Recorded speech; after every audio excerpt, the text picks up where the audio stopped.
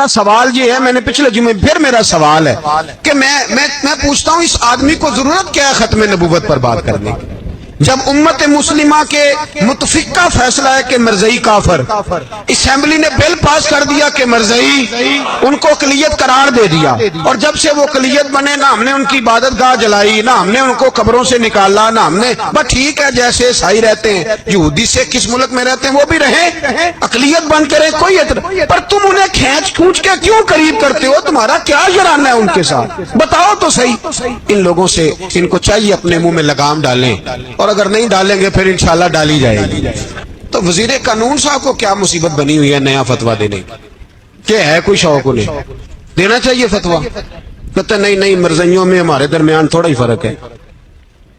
مجھے یوں لگتا ہے کہ یہ جان بوجھ کر کوئی نہ کوئی ایسی شرارت کرتے ہیں جس سے لوگ اشتعال میں رہیں، جان بوجھ۔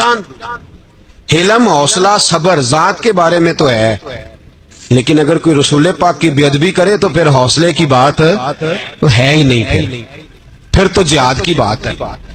اور میں دیانتداری سے مسجد میں باوضو بیٹھ کر جمعے کے دن مشورہ دیتا ہوں حکومت کو، اور وزیر قانون کو مشورہ دیتا ہوں کہ نہ فرعون کی حکومت ساری زندگی رہی، نہ نمرود رہا، نہ حجاج بن یوسف رہا، نہ یزید رہا، اور یار درباری بن کے حکمرانوں کی چاپلوسی کرتے کرتے تم یہاں تک آ گئے ہو کہ اب نبی پاک کی عزت کو آنچ ڈالنا شروع کر دیا ہے۔ اور آپ یقین کریں سیاسی جماعتوں کا اتنا برا حال ہے کہ ان کے لیڈر کے بارے میں کوئی بات کرے تو پاگل ہو جاتے ہیں یہ احتجاج کر کر، اور اس نے ڈائریکٹ کہہ دیا کہ ختم نبوت کا مسئلہ ہی کوئی نہیں، جو دین کی بنیاد ہے، کسی کو پرواہ نہیں۔ مجھے تو ان لوگوں کی فکر ہو رہی ہے جن لوگوں نے انہیں ووٹ دیے ہیں، وہ اللہ کو کیا جواب دیں گے؟ اور یہ اللہ ماشاءاللہ ساری سیاسی جماعتیں اس طرح کی۔ اور میرا وزیر قانون صاحب کو بھی مشورہ ہے کہ زندگی بڑی تھوڑی ہے، بڑی تھوڑی، اللہ سب کو معاف کرتا ہے، اپنے رسول کے غداروں کو معاف نہیں کرتا۔ اور یہاں تمہاری گاڑیوں پہ جھنڈے لگے ہوئے ہیں، وہاں بھی تمہارے جھنڈے لگیں گے، پر اسی یہ لگیں گے کہ یہ غدار ہے ناموس رسالت کے، یہ جھنڈے لگیں گے۔ شرم کرو اور ڈر جاؤ، بس کر دو، تمہارے منہ میں اب دانت پورے نہیں رہے۔ کوئی شوگر کا مریض ہے تو کوئی بلڈ پریشر کا، تو کوئی ہارٹ کا، تو کوئی کینسر کا۔ شرم کرو اور اپنی قبر کی بھی تھوڑی سی فکر کرو۔ بتاؤ پاکستان کے کتنے صدر گزرے، وزیر اعظم گزرے، تو ان کی قبریں کہاں ہیں؟ کوئی جاتا ہے ان کی قبروں پہ؟ کسی کو خبر ہے؟ کیوں اپنے لیے جہنم کٹھی کرتے؟ سارا کچھ دنیا داری رہ گئی ہے، سارا کچھ صرف یہی رہ گیا۔ حضرت ابو بکر سردار تھے، حضرت عمر سردار تھے قبیلے، حضرت عثمان سردار تھے، انہوں نے سرداریوں کو ٹھوکر مار کے رسول اللہ کے قدموں میں بیٹھنا پسند کی، سرداریاں چھوڑ کے غلام بن گئے۔ تم سرداریاں بچانے کے لیے رسول اللہ کی غداری کرتے ہو، شرم نہیں آتی؟ اور قوم شکوہ ہے مجھے ان لوگوں سے جو مولوی تو کہہ دیتے ہیں تو سیاست نہ کر، اور کسی سیاستدان کو منع نہیں کرتے کہ جب تجھے سورت فاتحہ بھی نہیں آتی تو تجھے کس نے اجازت دیا اتنی بڑی بات؟ مرزائی کل بھی کافر تھے، آج بھی کافر، اور قیامت تک، اور جو ان کے کفر میں شک کرے وہ بھی، اور پکا بے ایمان ہے، کافر ہے۔ وہ وزیر قانون ہو یا صوبائی ہو یا وفاقی ہو، من شک فی کفر ہی فقط کفر، جو مرزائی کے کفر میں شک کرے وہ بھی کافر ہے۔ ہمارے رسول آخری رسول ہے، ہم کسی کو یہ اجازت نہیں دیں گے کہ وہ ختم نبوت میں رخڑا ڈالنے کی کوشش کرے، ہم کسی کو یہ اجازت ہے۔ اور تم نے قوم کو لوٹا، لوٹتے رہو، اب ایمان پہ ڈاکے تو نہ ڈالو۔ تمہیں دولت لوٹ کے پیٹ نہیں بھرا، اب ایمان لوٹنا شروع کر لیا۔ تمہارا فیکٹریاں لوٹ کر، قومی خزانہ لوٹ کر پیٹ نہیں بھرا، بھائی مانو اب دین بیچ کر اپنی حکومتیں پکی کرو گے۔ اور وہ لوگ بھی تیار ہو جائیں جو ان بے ایمانوں کو منتخب کرتے ہیں، ان سے بھی سوال کرے گا ختم نبوت کا موضوع قیامت کے دن کہ تم بتاؤ۔ ان کو سپورٹ کرتے تھے جو رسول اللہ صلی اللہ علیہ وسلم کے بعد بھی کسی نبی کو نبی ماننا درست جانتے تھے۔ مان تاثیر جب مرا تھا نا تو 5-5 لاکھ روپیہ مولویوں کو آفر کی جنازہ پڑھاؤ، 5-5 لاکھ روپیہ چھوٹے چھوٹے مولویوں کو، اور داتا صاحب کی مسجد کے خطیب بھی صوبائی جو تھے وہ خطیب تھے، ملازم تھے، انہوں نے کہا کہ ایمان نہیں بیچنا، نکالنا نوکری سے تو نکال دو۔ اور بادشاہی مسجد کا مولوی جس کا پتہ نہیں چلتا، کبھی کدھر چلا جاتا ہے کبھی کدھر، یہاں تو وہ بھی کھڑا ہو گیا، اس نے کہا نا ایمان نہیں بیچنا۔ گورنر ہاؤس کی مسجد کا امام کہنے لگا کہ بخشا جانا نہ جانا یہ تو رحمت الہی کا معاملہ ہے، پر اتنا گندا جنازہ نہیں پڑھنا۔ اور وہ مولوی آج تک پتہ ہی نہیں کدھر گیا جس نے اس غلیظ کا گندا جنازہ پڑھایا۔ تو بھائی اپنی قبر اشر کو، جب جہاں تمہارے جنازے نہیں پڑھے جا رہے تو وہاں تمہارا کیا حال ہوگا؟ ساڈے نبی دی زبان ساڈے واسطے قرآن، ساڈے نبی دی زبان ساڈے واسطے قرآن، ختم ہو گئی بات۔ جو مرضی کو کہتا پھر عقیدہ مضبوط زبردست، ایک منٹ کے لیے بھی ہلنے کی ضرورت نہیں۔ سب نے اپنے اپنے دلائل دیے ختم نبوت پہ، ضرورت ہی نہیں تھی جب حضور کہہ گئے۔ جو بن سکتے تھے ان کو نبی پاک کہہ گئے، جو بن سکتے تھے جن میں صلاحیتیں تھی، حضور نے فرمایا علی تو میرے لیے اسی طرح ہے جس طرح موسیٰ کے لیے ہارون تھے۔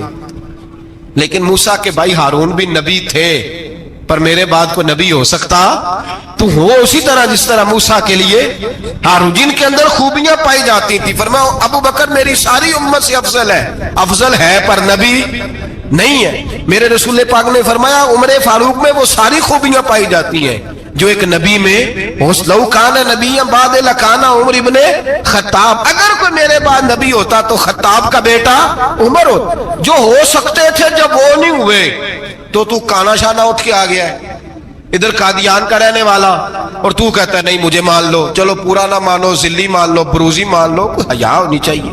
بڑے بڑے سیانے بندے کو آج تک پتہ ہی نہیں کہ یہ ذلیل کتنے، ان کے اندر خباثت کتنی پائی جاتی ہے۔ میرے رسول پاک امت کے لوگوں نے اپنے اپنے دلائل دیے، نبی پاک کی امت نے اپنے اپنے۔ حضرت میاں محمد بخش صاحب رحمت اللہ علیہ ختم نبوت پہ بات کرنے لگے تو انہوں نے انوکھی بات ہی کر دی، انوکھی بات۔ ایک شخص ان سے کہنے لگا چل کے دیکھو تو صحیح، ملے تو صحیح۔ آپ فرمانے لگے دفع کرو، جنہ اندر عشق ہے رچیا اونا نہیں بھج جانا، پاویں سونے ملن ہزارہ آسانی یار بٹاؤنا۔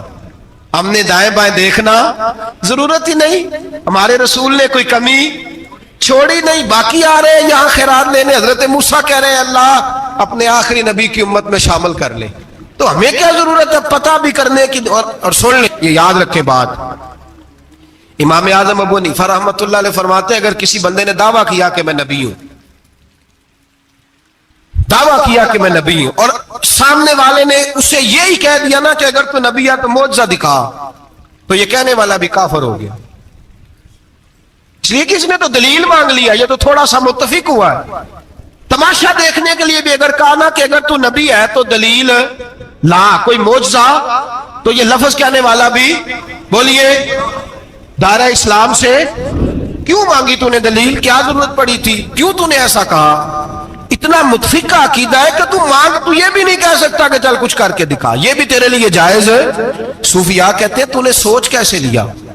طریقت کے اندر تو غیر کی مداخلت قابل قبول، اللہ نے توحید کا ہر جگہ خیال رکھا، رسالت کی وحدانیت کا ہر جگہ خیال رکھا۔ اللہ ایک، قرآن ایک، اسلام، نبی ایک، باپ، استاد، کوئی کسی قسم کی مداخلت کی ضرورت کیسے لوگ مداخلت کر لیتے؟ فٹافٹ حضرت پیر سید مہر علی شاہ صاحب گولڑوی رحمت اللہ، حضرت خواجہ شمس العارفین سیالوی رحمت اللہ علیہ کے پاس پڑھا کرتے تھے، تدریس ہوتی تھی، خواجہ کو بٹھا کے درس تصوف، درس قرآن، درس حدیث دیتے تھے، یوں بیٹھے ہیں، گفتگو ہو رہی ہے، پڑھایا جا رہا ہے، ایک بڑے نورانی چہرے والے خوبصورت بزرگ اندر آئے، بڑی تازگی، بڑا پیار، بڑی مٹھاس ان کے آنے میں۔ جب وہ آئے تو حضرت شمس العارفین اٹھ کے ملے، ماتھا چوما، پیار ہوا، 2-3 منٹ گفتگو ہوئی تو گفتگو میں بڑی نورانیت، بڑی خوبصورتی، بڑی رانائی، بڑی ٹھنڈک ملی دونوں بزرگوں کی ملاقات سے۔ چند لمحوں کے بعد، تھوڑی دیر گفتگو کے بعد وہ بزرگ اٹھے باہر نکل گئے۔ حضرت شمس العارفین مریدوں پہ نظر ڈالی، فرمانے لگے تمہیں پتہ ہے یہ کون تھا؟ شاگردوں جانتے ہو کون تھا؟ کہ حضور نہیں۔ فرمایا خضر علیہ السلام تھے، مجھ سے ملنے آتے ہیں اکثر، اور ابھی گلی میں ہوں گے، کسی نے ملنا ہے تو مل لو۔ دوڑ کے گئے سارے لوگ ملاقات کرنے، بھاگے گئے، پیر مہر علی شاہ صاحب بیٹھے، آپ نے فرمایا میرے علی تم نے نہیں ملنا؟ کہنے لگے حضور نہیں۔ فرمایا کیوں؟ کہنے لگے حضور میں اسے نہ ملوں جسے خضر بھی ملنے آتا ہے، اسے نہ ملوں جسے وہ ملنے آتا ہے، میں نے کیا کرنا ہے ان سے مل کے؟ آپ سے ملوں گا جن سے حضرت خضر بھی ملنے آتی ہیں، جنہ تنام وچ عشق ہے رچیا اونا نہیں پج جانا، پانے پاویں سونے ملن ہزاراں، اسا نہیں یار بٹاؤنا، ضرورت ہی نہیں۔ ایسے حسین محبوب کے بعد کسی اور جگہ نظر جمانے کی طبیعت ضرورت نہیں، توجہ نہیں، خیال نہیں۔ جس نے یہ پوچھ بھی لیا کہ تو بتا کوئی معجزہ دکھا، وہ بھی دائرہ اسلام سے یہ امت مسلمہ کا متفقہ عقیدہ ہے۔ اس پر درجنوں آیتیں ہیں قرآن مجید کی، 150 کے قریب نبی پاک کی حدیثیں۔ کتنی جی؟ کوئی عالم فاضل زیادہ پڑھا لکھا ہوگا، مقررہ حدیث کو دیکھے گا یا اور ریسرچ کرے گا تو شاید زیادہ وہ نکال لائے، لیکن 150 کے لگ بھگ محبوب کی حدیثیں ہیں جن میں حضور نے فرمایا میں آخری نبی ہوں، میں آخری نبی ہوں، میں آخری نبی ہوں۔ 150 کے قریب جگہ حضور نے فرمایا اللہ نے میرا نور نبوت پہلے سب سے پیدا فرمایا ہے، پر میں آخری رسول بن کے آیا ہوں، میں آخری نبی ہوں۔ میرے نبی پاک علیہ السلام نے فرمایا، جس طرح کو یہ بخاری مسلم کے لفظ ہے، فرمایا کوئی آدمی مکان بناتا ہے بڑا پیارا، بڑا حسین، بڑا خوبصورت، ہر قسم کے نقش و نگار کرتا ہے، پر ایک اینٹ کی جگہ خالی چھوڑ دیتا ہے، ایک اینٹ کی جگہ۔ اب جو آدمی بھی آتا نا، گھومتا دیکھتا مکان، اسے بڑا اچھا لگتا اس کا مکان، پر وہ دیکھتا کہ یار یہ ایک اینٹ کی جگہ خالی ہے، اگر کبھی یہ بھی مکمل ہو جائے تو مکان، بات کی سمجھ آ رہی ہے؟ یہ خود حضور نے مثال دی۔ میرے حبیب پاک علیہ الصلوۃ والسلام فرماتے ہیں اللہ تبارک و تعالی نے جب نبوت کی حسین عمارت کو بنایا تو سارے نبی آ گئے پر ایک اینٹ کی جگہ خالی تھی، فرمایا میں آیا ہوں تو دیوار مکمل ہو گئی، اب کسی اور کی گنجائش ضرورت ہی نہیں، مکمل اکمل کامل دین نبی پاک کا۔ یا رسول اللہ آپ کس کس کے رسول بن کے آئے؟ فرمایا یا ایھا الناس انی رسول اللہ الیکم جمیعا، اے تمام انسانوں میں تم سب کی طرف اللہ کا رسول بن کے آیا۔ قرآن مجید نے کہا میرے نبی پاک صلی اللہ علیہ وسلم صرف انسانوں کے رسول نہیں، وما ارسلناک الا رحمتا للعالمین، جس کو اللہ نے بنایا ہے ان سب کے حضور رسول بن کے آئے، سب کے لیے رحمت بن کے آئے۔ دائرہ کار ہی بڑا وسیع ہے، اب کسی اور کی گنجائش ہے۔ ہاں کچھ لوگوں کو بیماری لگتی ہے، پاگل ہو جاتے ہیں، پاگل ہو جاتے ہیں۔ دعویٰ کرنا ہمارے زمانے میں ویسے ہی آسان ہے، اور پاکستان ہندوستان ویسے جمہوری ملک ہیں، اس میں ہر آدمی کو بولنے کی اجازت ہے، جو جس کی طبیعت آتی ہے بول سکتا ہے، گنجائش ہے۔ اور ویسے بھی کوئی کیسے پتہ کرے گا کہ کوئی کیا سوچ رہا ہے، کیا بول رہا ہے؟ نبی پاک صلی اللہ علیہ وسلم نے فرمایا تھا کہ میری امت میں 30 کے قریب ایسے دجال جھوٹے ہوں گے، 30 جو دعویٰ کریں گے کہ ہم اللہ کے رسول ہیں، 30۔ لیکن فرمایا میں آخری نبی ہوں، میرے بعد کوئی نبی آ سکتا، انا خاتم النبیین لا نبی بعدی، میں آخری نبی ہوں، میرے بعد کوئی نبی آ سکتا۔ 30 کے قریب خود نبی پاک علیہ السلام کے زمانے میں 2 بندوں نے دعویٰ کر دیا تھا ہم نبی ہیں۔ اللہ تبارک و تعالی نے ارشاد فرمایا ما کان محمد ابا احد من رجالکم، فرمایا محمد صلی اللہ علیہ وسلم مردوں میں سے کسی کے باپ نہیں، ولکن رسول اللہ، لیکن اللہ کے رسول ہے۔ روحانی طور پر حضور کا درجہ باپ سے بھی زیادہ ہے، لیکن اللہ تبارک و تعالی نے اپنے حبیب پاک علیہ الصلاۃ والسلام کے کسی بھی صاحبزادے کو اتنا بڑا نہ فرمایا کہ وہ مرد کہلا سکے، بچپن میں ہی تینوں صاحبزادے وصال فرما گئے۔ مردوں میں سے حضور کسی کے بھی باپ نہیں ہیں۔ حضرت زید بن حارثہ رضی اللہ تعالیٰ عنہ کو نبی پاک صلی اللہ علیہ وسلم نے پالا۔ وہ حضور کے اس طرح کے غلام تھے کہ لوگ انہیں حضور کا بیٹا ہی سمجھنے لگے۔ بہت سارے لوگ کہنے لگے زید بن محمد صلی اللہ تعالی علیہ وسلم۔ اللہ کریم نے منع فرمایا، فرمایا میرے رسول مردوں میں سے کسی کے بھی باپ نہیں ہیں۔ حضور اور اس کی وجہ نبی پاک صلی اللہ تعالی علیہ وآلہ وسلم مردوں میں سے کسی کے باپ نہیں، اللہ کے رسول ہے، وخاتم النبیین، اور سب نبیوں میں سے آخری نبی ہے۔ اللہ کے رسول ہیں اور سب نبیوں میں سے حضور کون سے نبی ہیں جی؟ آخری۔ حضور کے بعد کوئی اور نبی آ سکتا؟ اللہ نے قانون بنا دیا ہے، قانون بنا دیا ہے، آخری نبی ہے رسول پاک علیہ السلام۔ حضور کے صاحبزادے بچپن میں کیوں وصال کر گئے؟ اس آزمائش سے نبی پاک علیہ السلام اس لیے گزرے کہ اللہ نے حضور کی ختم نبوت کے قانون کی حفاظت فرمانی۔ اگر نبی پاک کے کوئی بیٹے بڑے ہوتے تو نبی کے بیٹے نبی ہوتے، اور چونکہ دروازہ نبوت ذات رسالت پر بند کر دیا گیا، اس لیے اللہ تبارک و تعالی نے محبوب کے کسی بیٹے کو بھی پروان نہیں چڑھایا، وصال ہو گیا، اس لیے کہ حضور اللہ کے آخری نبی پاک صلی اللہ علیہ وسلم کے زمانے میں حضور نے خود فرمایا تھا 30 کے قریب لوگ ہوں گے جو دعویٰ کریں گے ہم نبی ہیں۔ فرمایا دجال ہوں گے، کذاب ہوں گے جو دعویٰ کریں گے۔ ایک بندے نے تو حضور کی ظاہری حیات میں دعویٰ کر دیا، مسلمہ اس کا نام تھا، 150 سال کے قریب عمر پائی اس نے، اور بہت سارے اس کے ماننے والے اسی لیے ماننے لگ گئے کہ عمر بڑی لمبی ہے۔ معاذ اللہ تعالیٰ، لوگوں کا اپنا اپنا مزاج ہے نا، ماننے کا اپنا اپنا مزاج ہے۔ ایک اس سے کانا آدمی دعا کرانے آیا، ایک آنکھ سے کانا تھا، اس نے دعا کرائی تو دونوں آنکھوں سے اندھا ہو گیا، دونوں آنکھوں سے۔ اللہ نے اسے سزا دی تو ایک ماننے والا کہنے لگا فٹافٹ مان جاؤ، ورنہ جو اس کی نہ مانے پورا اندھا ہو جاتا ہے۔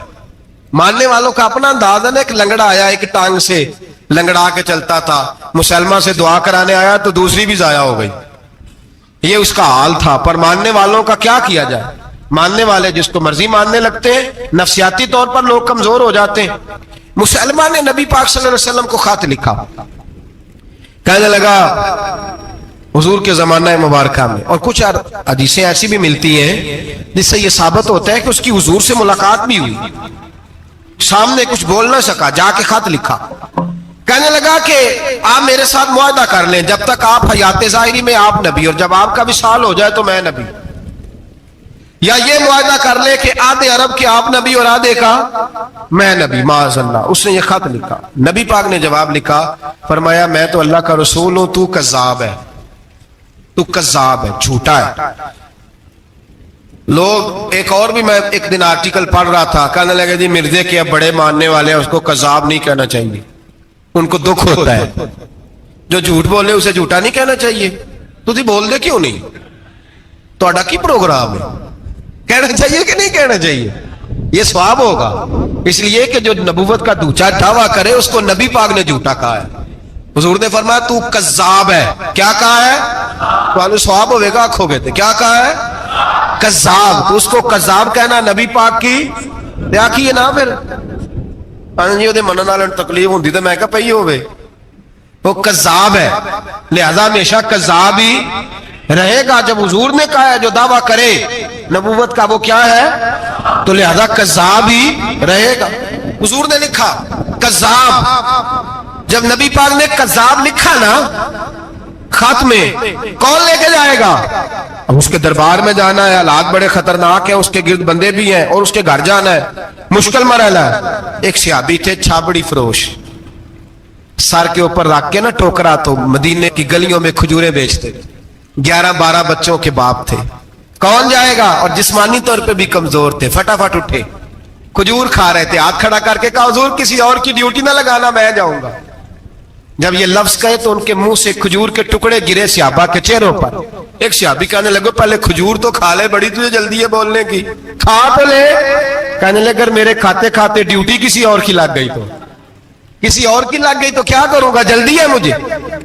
حضور سید عالم صلی اللہ علیہ وسلم نے نا اپنا نیزہ دیا، گھوڑا دیا، فرمایا ذرا ڈٹ کے جانا، اس کے گھر جانا ہے۔ کہ محبوبہ فکر ہی نہ کرے، فکر نہ کرے۔ صحابہ کہتے ہیں اس طرح وہ نکلا جیسے کوئی جرنیل نکلتا ہے، اس کا انداز ہی بدل گیا، اس کے طور طریقے ہی بدل گئے، وہ یوں نکلے جیسے کوئی بڑا دلیر آدمی جاتا۔ حضور نے بھیجا ہے نا، نبی پاک نے بھیجا ہے نا، انداز ہی بدل گئے، طریقے ہی بدل گئے۔ مسلمہ کے دربار میں گئے، وہاں ایک شخص جو بعد میں مسلمان ہوا، وہ بتلاتا ہے کہ جب حضرت حبیب بن زید پہنچے نا تو نیزہ ہاتھ میں تھا, زور سے گاڑا جا کے اس کے دربار میں, زور سے گاڑ دیا زمین پہ. مسلمان نظر کون ہو؟ آپ فرمانے لگے تجھے چہرہ دیکھ کے نہیں پتا چلا میں رسول اللہ کا نوکر ہوں؟ ہمارے تو چہرے بتاتے ہیں ہم رسول والے ہیں, ہمارے تو چہرے بتاتے ہیں نبی پاک والے, تجھے پتا نہیں چلا کون ہوں؟ کیسے آئے ہو؟ فرمایا یہ تیرے خط کا جواب لایا ہوں. بادشاہوں کا طریقہ یہ تھا کہ خط خود نہیں پڑھتے تھے, ساتھ ایک بندہ کھڑا ہوتا تھا وہ خط پڑھتا تھا. مسلمان نے اس کو خط دیا, پڑھو. جب اس نے خط پڑھا تو لکھا تھا تو کذاب ہے. اب سب نے سن لیا, اکیلے میں ہوتا تو چلو بات اور تھی, سن لیا سب نے, آگ بگولا ہو گیا, آنکھیں سرخ ہو گئی, جلال برسانے لگا. اب اور تو کچھ نہ ہوا, سامنے حضرت حبیب کھڑے تھے, اٹھا تلوار لے کے کہنے لگا تیرے نبی نے مجھے کذاب کہا ہے, تیرا کیا خیال ہے؟ مانے لگے خیال والی بات ہی کوئی نہیں, جسے نبی پاک کذاب کہے وہ ہوتا ہی کذاب ہے, جسے حضور جھوٹا کہے وہ ہوتا ہی. فرمایا تو 7 سمندروں کا پانی بھی بہا دے تو تیرا جھوٹ دھل سکتا, تو ہے ہی جھوٹا. جسے حضور نے جھوٹا کہہ دیا وہ جھوٹا ہے, جھوٹا ہے. کہنے لگا پیچھے پلٹ کے دیکھ, سارے میرے پہرے دار ہیں, میرے سپاہی ہیں, تلواریں, نیزے, خنجر, تیر, سارے میرے ماننے والے. کیا لفظ ہے, کیا حسن ہے, کیا توانائی ہے. حضرت حبیب بن زید فرمانے لگے میرے 12 بچے ہیں, ان میں سے کچھ ایسے ہیں جو دودھ پیتے ہیں, کچھ ایسے ہیں جو ابھی چل نہیں پائے. میں جب رسول اللہ کا پیغام لے کے نکلا تھا تو میں نے پلٹ کے بچے نہیں دیکھے, تو تیرے پہرے دار کیسے دیکھ لوں؟ جو چیز مجبور کرتی ہے, باندھ لیتی ہے, وہ نہیں جب میں نے دیکھی تو میں تیرے پہرے دار دیکھوں. جو جی میں آتا ہے کر, غلامان محمد جان دینے سے نہیں ڈرتے, یہ سر کٹ جائے یا رہ جائے کچھ پرواہ نہیں کرتے. فرمایا ان کو نہیں دیکھا جن کو دیکھنا چاہیے تھا, تجھے دیکھوں. میں اکثر کہتا ہوں کٹ لگ جائے نا ہاتھ پہ تو نمازیں رہ جاتی ہیں, جماعتیں چھوٹ جاتی ہیں, طبیعتیں بگڑ جاتی ہیں, مشکل ہوتا ہے, تکلیف آئے تو سنبھلنا. یہاں ہلکا سا بچھو آ کے کاٹے تو شور ہو جائے گا, جمعے میں لوگ اٹھیں گے, اللہ مجمع بکھرے گا, او بچھو آ گیا, حالات بگڑ جائے. چھپکلی پیروں پہ گرے تو لوگ اٹھ دوڑتے ہیں. حضرت حبیب بن زید انصاری کھڑے تھے, انگلی نہیں, ہاتھ نہیں, کٹ نہیں لگا. مسلمہ اٹھا, اس نے زور سے تلوار ماری, بازو کٹ کے گر گیا, فوارہ نکلا خون کا. او بھائی بچھو کاٹے تو سنبھلنا مشکل, ذرا تصور کرو ہاتھ کٹ گیا. حضرت حبیب بن زید کھڑے, کہنے لگا اب تیرا کیا خیال ہے؟ آپ فرمانے لگے تو بڑا بیوقوف ہے, ہمیں آزماتا ہے, ہمیں تو بدر سے لے کر احد تک ساری دنیا آزما چکی ہے, ہمیں آزماتا ہے, ابھی بھی خیال پوچھتا ہے. فرمایا میرا خیال وہی ہے جو میرے رسول نے فرما دیا ہے, خیال وہی ہے جو نبی پاک نے کہہ دیا ہے. پھر تلوار ماری, دوسرا ہاتھ کٹ گیا. ذرا سوچنا, غور کرنا, ٹانگ ٹوٹی نہیں, ہڈی نہیں ٹوٹی, ماس نہیں اکھڑا, ہاتھ کٹ کے گرا, 2 ہاتھ گر گئے, زمین پہ گرے. حضرت حبیب کہنے لگا میں تجھے قتل کر دوں گا, باز آ جا. آپ فرمانے لگے تو بڑا نادان ہے. ان لوگوں کو ڈراتا ہے جو سویرے فجر کی نماز پڑھ کے پہلی دعائی شہادت کی مانگتے ہیں. ہمیں ڈراتا ہے جو سوتے وقت التجا کرتے اللہ بستر پہ موت نہ دینا, میدان میں دینا. تو ہمیں ڈرا رہا ہے, چل جو ہوتا ہے کر لے. اس نے خنجر رکھا, تلوار رکھی گردن پہ, فرمایا میں کاٹ دوں گا. فرمایا کاٹتا کیوں نہیں, کاٹتا کیوں نہیں؟ اور وہ روایت کرنے والے کہتے ہیں مسلمہ کے ہاتھ کامتے تھے ختم نبوت کے تحفظ کے لیے. جب نبی پاک کے غلام نکلے تو جھوٹا دعوے کرنے والے کانپ اٹھے, کانپ کھڑے ہوئے. کہتے ہیں اس کے ہاتھ کانپتے تھے. حضرت حبیب بن زید کٹے ہوئے بازوؤں کے ساتھ بھی توانا تھے. قلم توڑ گئے میاں محمد بخش صاحب, فرمانے لگے وہ کچا رنگ للاری والا جیڑا چڑھدا لیندا رہندا, اے عشق تیرے دا رنگ محمد چڑھ جائے پھر نہیں لیندا. جب تلوار چلی, گردن کٹی, تو رسول اللہ کی ختم نبوت پر پہرا دینے والوں کا اجر میرے رسول نے بیان فرمایا, میرے نبی نے اجر بیان کیا, ڈگری جاری فرمائی, سند دی حضور نے. وہاں گردن کٹی, اور جہاں مدینے میں حضور کی آنکھوں میں آنسو آئے, یا رسول اللہ کیا ہوا؟ فرمایا میرا حبیب شہید ہو گیا ہے اور رب کریم نے اس کے لیے جنت کے سارے دروازے کھول دیے، سارے دروازے اللہ نے کھول۔ یہ سند جاری کی نبی پاک۔ ختم نبوت مسلمان کا عقیدہ، حضرت ابو بکر صدیق نے ختم نبوت کے تحفظ کے لیے پورا ایک دستہ تیار کیا۔ ابو جہل کے بیٹے جناب سیدنا اکرمہ رضی اللہ تعالیٰ عنہ، ان کی سربراہی میں جناب سیدنا ابو بکر صدیق رضی اللہ تعالیٰ عنہ نے لشکر تیار کیا۔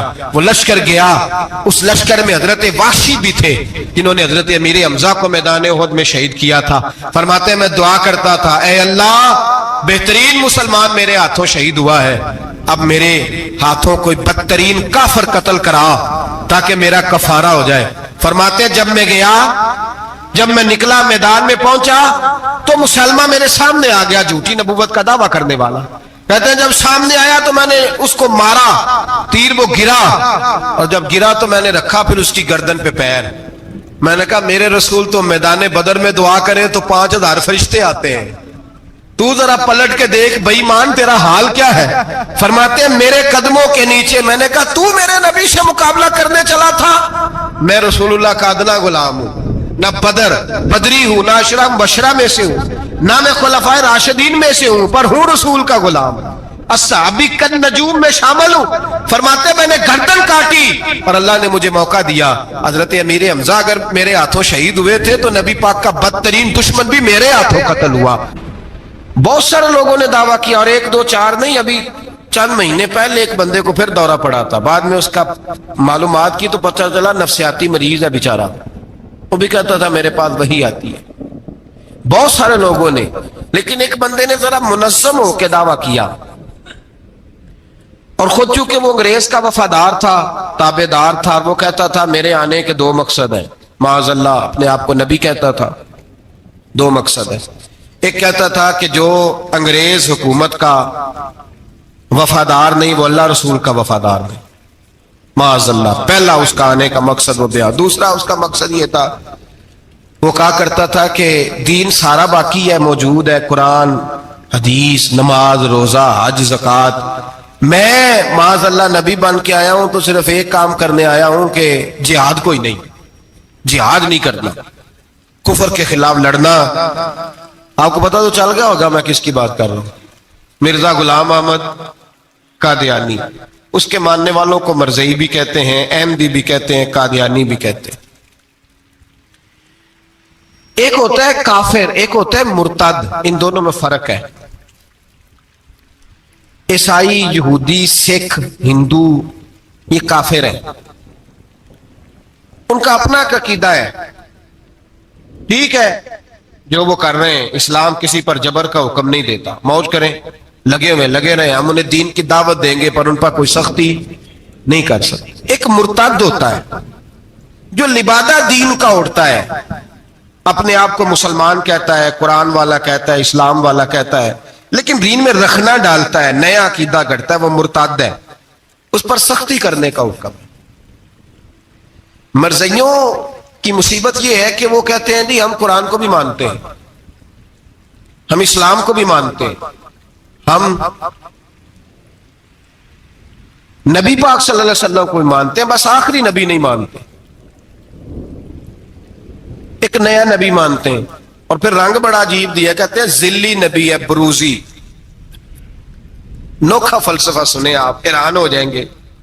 ذلی نبی کہتے ہیں میں مستقل نبی نہیں، میں نبی پاک کا سایہ بن کے آیا ہوں، یہ اس نے دعویٰ کیا ہے۔ کہتا ہے میں مستقل نبی نہیں، میں حضور کا۔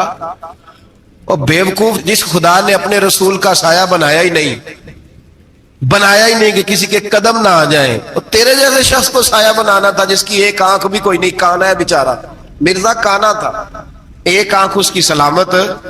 اللہ کے نبیوں میں کوئی نقص ہوتا۔ ہمارے ہاں ایک دفعہ گفتگو ہو رہی تھی تو ایک مولانا کہنے لگے مرزا جھوٹا نبی ہے، استادوں نے روک دیا، کہنے لگے یہ لفظ بھی نہیں کہنا، جو نبی ہوتا ہے وہ جھوٹا نہیں ہوتا، اور جو جھوٹا ہوتا ہے وہ نبی، یہ لفظ بھی نہیں کہنے، اس کو جھوٹا نبی نہیں کہنا۔ کہا حضور پھر کیا کہیں؟ کہنے لگے چلو کانا شانا کہہ لیا کرو، اتنی گنجائش ہے، یہ تو لو دو چار جملے ہیں، جیسا بیچارہ ہے تھا ویسا چلو کہہ لو، کانا شانا کہہ لیا کرو، اس کی اجازت ہے، لیکن یہ لفظ کہنے کی اجازت منظم سازش کی اس شخص نے، منظم، اور یہ رکی نہیں۔ ہماری یونیورسٹیوں کے اندر بہت سارے لیکچرار بھرتی کیے جاتے ہیں جو قادیانی ہیں، مرزائی ہیں، اور آپ حیران ہوں گے یہ بات سن کے کہ یورپ کا ویزا سب سے آسانی سے اس بندے کو ملتا ہے جو کہتا ہے جی میں مرزائی ہو گیا ہوں، مجھے پاکستان میں خطرہ ہے، فٹافٹ بلا لیتے ہیں۔ تمہاری ان کے ساتھ کیا رشتہ داری ہے جو تمہیں فٹافٹ بلاتے ہیں؟ بتاؤ کیا تعلق ہے جو تمہیں سپورٹ کرتے ہیں؟ مرزا غلام احمد قادیانی نے دعویٰ کیا، پہلے وہ کہنے لگا جی میں محدث ہوں، میں حدیثوں کی تشریح کرتا ہوں، پھر کہنے لگا میں مجدد ہوں، دین کی تجدید کروں